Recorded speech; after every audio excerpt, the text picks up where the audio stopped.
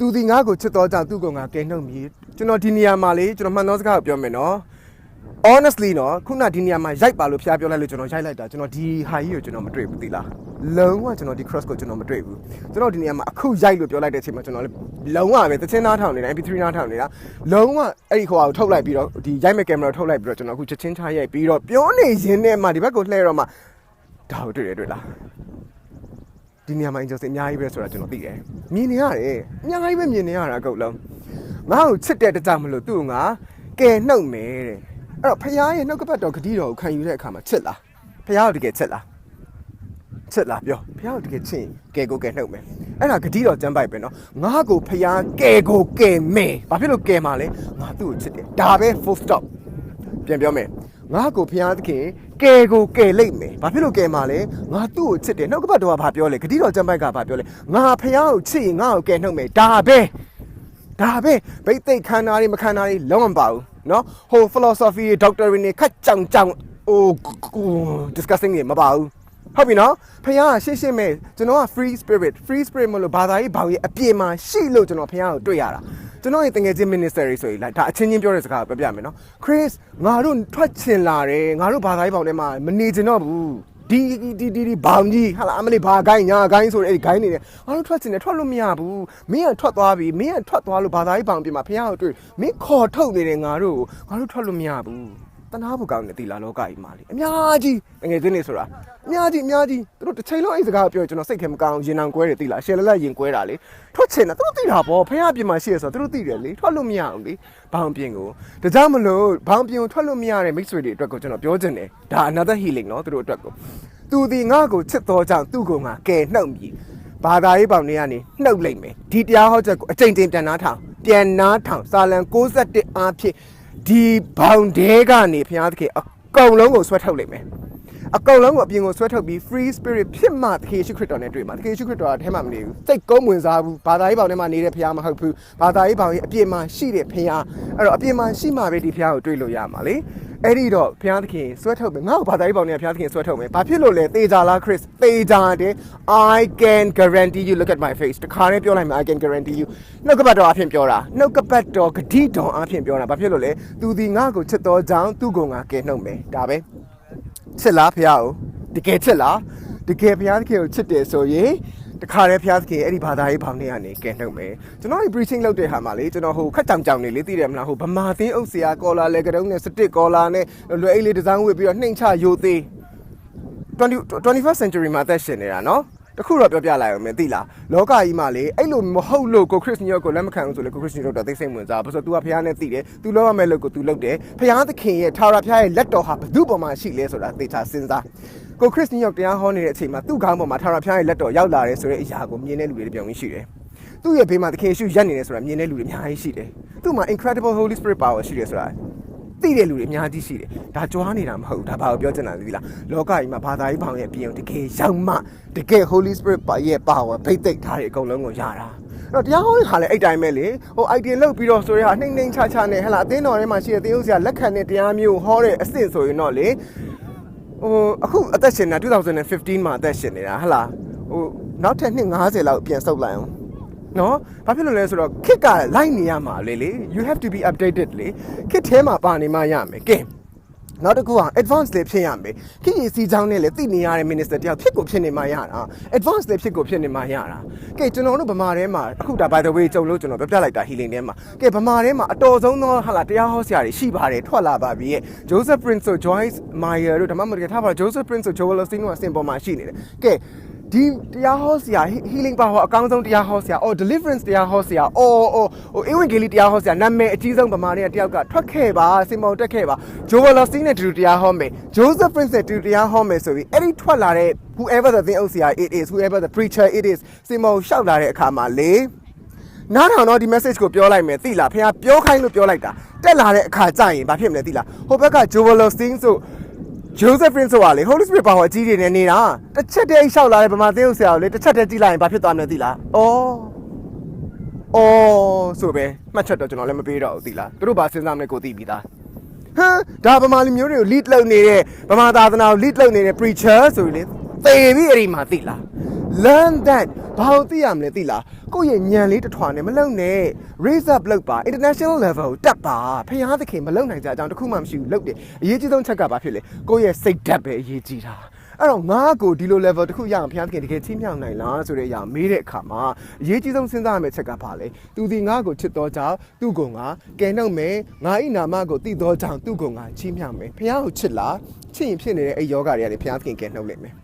ပြောလိုက်တယ်နော် message ဖခင်ကိုချစ်လားချစ်ရင်အဲ့ဒီယောဂတွေကဖခင်သခင်ကယ်နှုတ်လိုက်မယ်နှစ်တော့စောင့်ရလိမ့်မယ်သိလားနှစ်စောင့်ရမယ်ဒါပေမဲ့ကဲနှုတ်သွားလိမ့်မယ်ဘာဖြစ်လို့လဲငါလုံးဝဒီယောဂတွေကနေလွတ်ကိုလွတ်ရမယ်ဆိုတဲ့အရာဒီဖခင်သခင်ရဲ့နှုတ်ကပတ်တော်ဂတိတော်ဆွဲကင်နေစာလန်61ကိုကင်ပြီးတော့ငါချတယ်ဒါပဲဘာမှမဟုတ်ဘူးဘယ်သူရှိမှလည်းငါဟီလင်းသွားကြမလို့ငါဒီနှုတ်ကပတ်တော်ငါရှင်ထဲမှာမျိုးစေ့ကိုထည့်ပြီးတော့ငါဖခင်ကိုချစ်တယ်ဖခင်ကပြောလဲငါ့ကိုချစ်ကဲနှုတ်မယ်တဲ့ရှာကြည့်စမ်းဒီဖခင်ငါကိုချစ်ရင်ငါကဲနှုတ်မယ်ဘာယောဂဖြစ်နေလဲပြောကြိုက်တဲ့ယောဂပြောလူမသိတဲ့ယောဂလည်းပြောလို့ရတယ်လူသိတဲ့ယောဂလည်းပြောလို့ရတယ်စိတ်ဆင်းရဲမှုလည်းပြောလို့ရတယ်အကုန်ပြောလို့ရတယ်အဲ့ဒီထဲကနေငါဘာလို့ကဲနှုတ်မှာလဲငါကိုချစ်တော်ကြောင့်ကဲနှုတ်မယ်ဟိုလောကကြီးမှာလေထမင်းထုတ်တိုးသွားလိမ့်မယ်ရှာကြည့်ဒီဖရားမျိုးရှာကြည့်တခုမှသူပြောတယ်ငါ့ကိုချစ်တယ်ဆိုရင်ငါဘာလုပ်မလဲကဲနှုတ်မယ်ဆိုတဲ့အရာတစ်ခုကိုပဲသူပြောတယ်တစ်အပိုင်းနှစ်အပိုင်းငါဤနာမကိုသိတော်ကြောင့်သူ့ကိုငါချီးမြှောက်မယ်ဖခင်ရဲ့နာမကိုသိလားယေရှုဟာမရှိယဆိုတော့သိလားဒီဖခင်ရဲ့နာမ I am that I am ဆိုတဲ့ဖခင်ရဲ့နာမတော့တကယ်သိလား Holy Spirit ကြားတာမလေးအိုးဖခင်ရဲ့နာမတော်ကိုတကယ်သိတယ်ဆိုရင်ချီးမြှောက်မယ်ပထမချစ်တာနော်ချစ်ရင်ကဲနှုတ်တယ်မတူဘူးနော် second portion ကိုတက်သွားပြီနော်ဒုတိယပိုင်းကဘာဖြစ်လဲနာမတော်ကိုသိရင်ချီးမြှောက်မယ်ဒီတရားဟောချက်ကိုနားထောင်နေတဲ့အခါမှာလင်္ကာဘောက်ဖျားသခင်ချီးမြှောက်တော်မယ်ဆိုတော့ကောင်းနေတာရိုက်ထည့်လိုက်တော့သိလားတကယ်ချီးမြှောက်မှာ तू လုံးမှာဘာလို့ဆိုကျွန်တော်အစကနေပြောသားပဲ तू ကလူကိုအရန်ချစ်တဲ့ဖခင်တအားလူတွေကို तू ကချစ်တာချစ်တဲ့ခါကျတော့ तू ဘာလုပ်လဲငါ့ကိုပဲချစ်ငါမင်းကိုကဲနှုတ်မယ်ငါရဲ့နာမတော်သိယေရှုဟာမရှိယငါရဲ့နာမတော် I am that I am the alpha I am the omega အဲ့ဒါပဲသိခိုင်းတယ်ယေရှုဆိုတဲ့နာမည်ကိုပဲသိခိုင်းတာဘာမှမသိခိုင်းအဲ့ဒါသိရင်ဘာလုပ်မလဲမင်းကငါဟိုးအပေါ်ဆုံးထိငါချီးမြှောက်မယ်ရှာကြည့်ဇန်းဒီလိုဖျားမျိုးမရှိဘူးကားတိုင်းရှိတဲ့မှာရက်ပြီးဟောနေတာအခုကားတိုင်းကိုကျွန်တော်ပြမယ်နော်ဒီလိုလှည့်လိုက်တွေ့ရမယ်ဟုတ်လားကားတိုင်းရှိမှာကျွန်တော်သူ့ရဲ့နာမတော်အကြောင်းကိုပြောနေတာဆိုတော့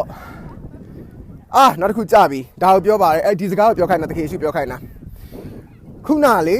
သူဒီငါ့ကိုချစ်တော်ကြောင့်သူ့ကိုငါကဲနှုတ်မယ်ငါရဲ့နာမကိုသိတော်ကြောင့်သူ့ကိုငါချီးမြှောက်မယ်ဆို Holy Spirit ပြောတာအခုဒီစကားကိုတကယ်ရှိပြောခိုင်းတာနှစ်ယောက်အရှိမရက်နေတယ်အရှိမရက်နေတယ်နှစ်ယောက်အခုဒီစကားကိုကတကယ်ရှိပြောခိုင်းတာခါရခမစနေနေတာဟာရခါမစနေနေတာယေရှုဟာမရှိယရူဟာကိုတရှတာโอเคသူဘာပြောခိုင်းလဲဆိုတဲ့ခါကြတော့တဲ့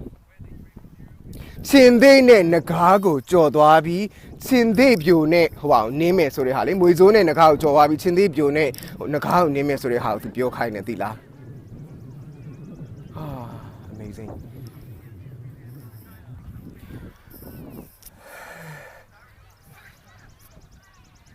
ဟုတ်ပြီနားထောင်ကျွန်တော်ပြပြမယ်နော်အိတ်စာကြောင်းတည်ရနော်ကျန်းစာထဲမှာချင်းသေးနဲ့မွေစိုးပေါ်မှာကြော်သွားတယ်ဆိုတာလေနှစ်ကောင်ချင်းသေးပြိုနဲ့ငကားကိုခြေဖြက်နေမယ်ဆိုတာနောက်ထပ်နှစ်ကောင်လေးကောင်နဲ့ Chris အဲ့လေးကောင်ဆိုတာဘာလဲဆိုတော့ဘုရားသခင်ကျေးဇူးတင်လိုက်တာယေရှုရဲ့တကယ်ကျေးဇူးတင်ပါတယ်အာကာသကောင်းကင်၌နေသောနတ်ဆိုးတို့နဲ့၎င်းအထွတ်အမြတ်အာနာဇက်တွေမှတ်မိလားအဲ့ဒီမှာလေ class ၄ခုရှိတယ်သိလားနတ်ဆိုး group တွေလေဒီကောင်းကင်ကနေထောင်တက်သွားရင် group ၄ခုရှိတယ်အဲ့ group ၄ခုဆိုတာလေထဲမှာနေတဲ့အလွှာ၄ခုကိုသူပြောတာအဲ့ဒီအလွှာ၄ခုကခုနကျွန်တော်ပြောလိုက်တယ်လေချင်းသေးနဲ့မွေစိုးချင်းသေးပြိုနဲ့ငကားဆိုတဲ့၄ခုကအဲ့ဒါကိုပြောတာဟာလေလုယာဖခင်ဟူးနေ revelation ကြီးမဟုတ်ဘူးစဉ်းစားကြည့်စမ်း Niagara Falls မှာသူပြောခိုင်းတာနားလေလားအထွတ်မြတ်အာနာဇတ်တို့နဲ့၎င်းမှတ်မိလားအဲ့ဒီကြမ်းချက်ကိုဒီ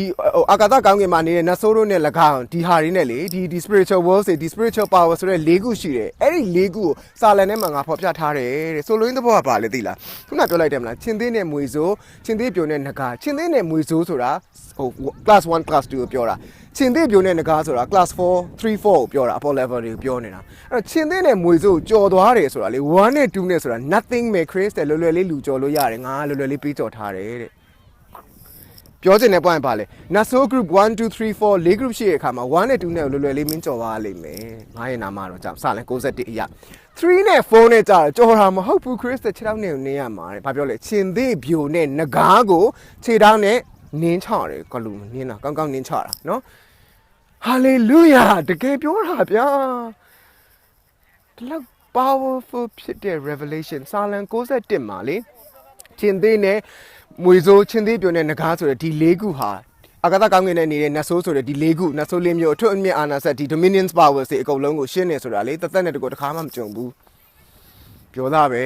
သူပြောရင်အကုန်လုံးကလေတကယ် heavy တွေပဲအကုန်လုံးပြောတယ်တကယ်ကြီးမြတ်တယ်နော်အဲ့တော့ကျွန်တော်တို့ကအကသကောင်းငင်တွေမှာရှိတဲ့ဒီနတ်ဆိုးတွေကိုကျွန်တော်တို့ဘယ်လိုလုပ်ဟိုဟာဖြစ်နိုင်မှာလဲလို့စိတ်ထဲထင်တာပေါ့နော်ဒီကောင်တွေကငါတို့စုံနေတာပဲဆိုတာဖခင်ကဘာပြောလဲစာလံ61ကိုဖတ်စာလံ61ကိုဖတ်ပြီး meditate လုပ်ပြီးကောင်းကင်ကိုတစ်ချက်တည်းကြည့်ပြီးတော့အဲ့ဒီ61မှာရှင်သေးနဲ့မွေစိုးပေါ်မှာကြော်သွားပြီးရှင်သေးပြုံနဲ့ငကားကိုခြေဖြစ်နေမယ်ဆိုတာကိုပြောထလိုက်တဲ့ကုန်ဖြစ်သွားလိမ့်မယ်ပြောလိုက်တဲ့နောက် message ရှင်ထဲမှာနှုတ်ကပတ်တော်ကြာပါဇက်ကနေစကလုံးတွေကိုထွက်ပြောလိုက်အဲ့လိုပြောလိုက်ရင်အဲ့အပေါ်ဟာတွေအကုန်လုံးပြီးသွားပြီဇလန်ဘာနဲ့သူတို့ကျွန်တော်တို့အနိုင်ယူတာလဲစာလံ61နဲ့အနိုင်ယူတာဖခင်ရဲ့နှုတ်ကပတ်တော်နဲ့အနိုင်ယူဒါကြောင့်မလို့ water word မှာပါဝယ်ရှိတယ်လို့ပြောတာပေါ့ဖင်တုံနေအောင်ကြောက်ရတာဟိုအကောင့်နေမှန်တိုင်းပြောတာလုံးဝကြောက်ရတယ်မကြောက်လို့မရဘူး I am that I am ဆိုရင်အဲ့ဒါပြီးပြီပဲဇလန်အကောင့်လုံးရှေ့မှာ bow down and worship ပဲလုံးဝလုပ်လို့မရဘူး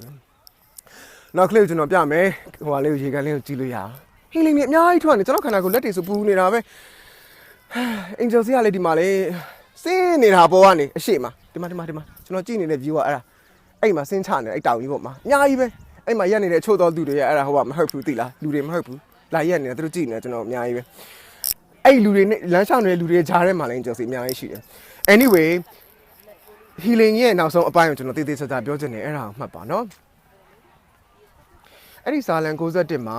အရေးအကြီးဆုံးကလေဖခင်ကလေသူ့ကိုချစ်ဖို့ပဲသူလိုချင်တာသိလားအမြင့်ဆုံးသောဖခင်ရဲ့ကွယ်ကာယဌာနတော်၌နေသောသူသည်အနန္တတကုရှိအရေးကိုခိုလုံရမယ်ဆိုတာဖခင်အရေးကိုလာခိုပြီးဆိုတာဖခင်ကမချင်ရင်ဖခင်အရေးကိုခိုလို့မရငါဘဝမှာအာကိုးစားဖခင်ပဲရှိတော့တယ်လို့ပြောတဲ့အခါမှာလေနာမတော်ခေါ်ရဲ့လားငါရဲ့နာမကိုခေါ်နာမကိုခေါ်တာဖခင်အရေးကိုအာကိုး What is the meaning of ဖခင်အရေးကိုအာကိုးပါ meaning ဖခင်အရေးကိုအာကိုးပါ equals နာမတော်ခေါ်ခိုင်းတာcall upon the name of Jesus အဲ့ဒါ healing မဲတဲ့မှတ်ထားဘယ် healing ဆရာရှိသွားပြီးတော့လက်တွေထိတာဖညာလှုပ်လို့မရရင်စိတ်ဟိုမဖြစ်နဲ့ကိုယ်တိုင်လှုပ်လို့ရတယ်ဘာလုပ်ရမှာလဲ call upon the name of Jesus ဖခင်ရှင်ရဲ့နာမတော် which is Yeshua HaMashiach အဲ့စကားလုံးသင်ပေးလိုက်တယ်နော် Yeshua HaMashiach အဲ့ဒါဖခင်ရဲ့နာမတော်ပဲသူ့ရဲ့နာမတော်အဲ့နာမတော်ရွတ်လိုက်ရင်လေဖခင်သခင်ရဲ့ Holy Angels ဆိုတာဒီလိုနှစ်ဖူးမှာလေသခင်ယေရှုရဲ့နာမတော်ရေးထားတဲ့ Holy Angels ရှိတယ်အဲ့ Yeshua HaMashiach လို့អော်လိုက်တဲ့အခါကျရင်အနာမအကုန်ပေါ်လာရတယ် secret တွေပြောပြလိုက်တယ်နော်ကိုဘွားမှာလေ healing ကိုရတယ်ဆိုတာလေယောဂပျောက်မဲ့ကိစ္စအကျွေးကနေလွတ်မဲ့ကိစ္စအိမ်တော်ကြီးစိတ်ဆင်းရဲကနေလွတ်မဲ့ကိစ္စဖះเจ้าမှာလေဖះမရှိဘူးဆိုတဲ့ဖះเจ้าမှာလေကိုအဟုတ်ကြီးထင်ပြီးတော့သုံးစားလို့မရတဲ့ယာဒူးနဲ့နေပြီးပြက်နေတယ်ဆိုတဲ့ဘွားကနေရုံမထွက်နိုင်တဲ့အချိန်မှာလွတ်မဲ့ကိစ္စ deliverance message အကုန်ပြောတယ်နော်ကိုဘဝမှာလူမသိသူမသိအောင်ပျက်စီးနေတဲ့အပြစ်တွေလုပ်နေတဲ့အရာတွေကနေလွတ်မဲ့ကိစ္စအဲ့ဒါတွေအကုန်လုံး healing နဲ့ပဲဖြတ်လို့ရတယ်အဲ့ဒီ healing က Yeshua HaMashiach ဆိုတဲ့ဖခင်နာမည်မျက်စိမှိတ်အသက်ကိုရှူပြီး Yeshua HaMashiach ကယ်တော်မူပါလို့ခေါ်လိုက်တာလှုပ်ပြလိုက်တယ်ဗီဒီယိုထဲမှာပြောပြလိုက်တယ် message ကို powerful ဖြစ်တဲ့အရာကိုကျွန်တော်ပြောပြလိုက်တယ်ဘာဖြစ်လို့လဲသိလားနောက်ဆုံးသောကာလမှာဖခင်သခင်ကလေသူရွေးထားတဲ့ prophet တွေအကုန်လုံးသူလွတ်တာသိလားလွတ်တဲ့အခါကျတော့ဒီ prophet တွေအကုန်လုံးကတွားပြီးတော့စကားပြောတဲ့အခါကျတော့ဖခင်သခင်မှာရွေးချက်တစ်ခုပဲရှိတယ်ဒီ prophet တွေပြီးသွားပြီဆိုရင် rapture လာပြီ KCNY တို့ကိုခရစ်စတန်ရောက်တို့ဘာဖြစ်လို့သာသနာတွေအကုန်စင်းကြလဲဖခင်သခင်စင်းအစ်စ်တွေအကုန်စင်းကယ်တော့ဘာဖြစ်လို့လဲသိလားပြက်နေပြီငါလူမျိုးငါ့ကိုမသိဘူးထင်လားဗမာတွေဖခင်သခင်ကိုသိတယ်လို့ထင်လားပြောချင်လို့ကောင်းပြောပြတာဖခင်ကဘာကျွန်တော်ဖခင်သခင်ပြောလို့ကျွန်တော် ministry ကိုစင်တာဒီ ministry ဗမာ ministry မှာပတ်စံရှာလို့ရတာမဟုတ်ကျွန်တော်ဒီထက်ပတ်စံကြီးရှာလာတဲ့ကောင်အမှန်တိုင်းပြောပြတာ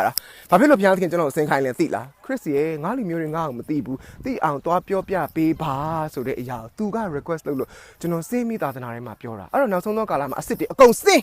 ဆင်းပြီးတော့ဘာလုပ်ခိုင်းတာလဲဘုရားသခင်ငါလူတွေအကုန်လုံးသွားခဲ့ deliverance အကုန်လုံးသွားလို့အကုန်လုံးသွားခဲ့ပါလို့ဘုရားသခင်ကပြောတဲ့အခါမှာအကုန်ဆင်းချတာအစ်စ်တရားအဲ့တော့မှအကုန်ဆင်းပြီးလူတွေအကုန်ဝင်ဆွဲတာကောင်းကင်တမန်တွေနောက်ဆုံးသောကာလမှာဆင်းလာပြီးလူတွေကိုဆွဲသလိုပဲဒီ prophet တွေဒီလူတွေဒီရွေးချယ်ထားတဲ့တစိ့ခတ်ခတ်နားတဲ့လူတွေအကုန်ဆင်းပြီးတော့လူတွေကိုကယ်နေကြတာအဲ့ဒါကယ်နေတာကိုသိတဲ့အခါမှာကယ်နေတာပဲလေ hallelujah praise the lord မဟုတ်ဘူးအဲ့ဒါပြီးပြီဆိုရင်သူတို့တွေအချိန်ပြီးသွားပြီသူတို့တွေသေသွားပြီသူတို့အချိန်ပြီးပြီဆိုရင်အဲ့ဒါ rapture ပဲအဲ့ဒါ point အဲ့ဒါ message healing လည်းရပါစေ deliverance လည်းရပါစေ rapture ရောက်ခံနေပြီကြားရတဲ့တယောက်စီတိုင်းကိုဘုရားသခင် healing ပေးပါစေအာမင်